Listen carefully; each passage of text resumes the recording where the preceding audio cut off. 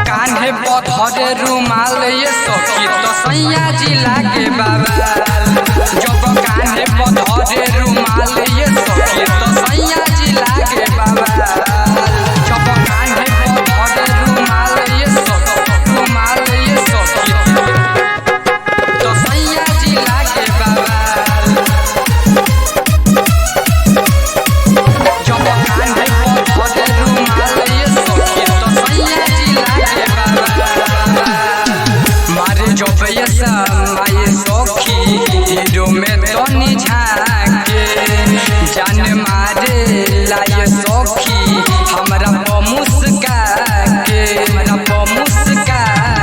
मारे जब ये समाये सखी हीरो में तो निझाके जान मारे लाये सखी हमरा मुस्का के हम निकला के चले ऐसा जब कान्हे पर धरे रुमाल ये सखी तो सैया जिला के बाबा जब कान्हे पर धरे रुमाल ये सखी तो सैया जिला के बाबा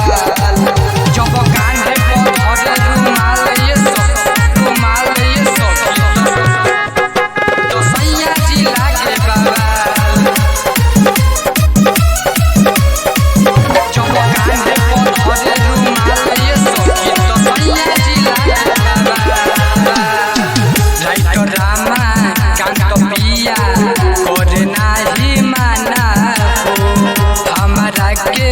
भावे सखी हाजिर दीवाना हो राइटर रामा कांत पिया करे नाही माना हो हमरा के भावे सखी हाजिर दीवाना हो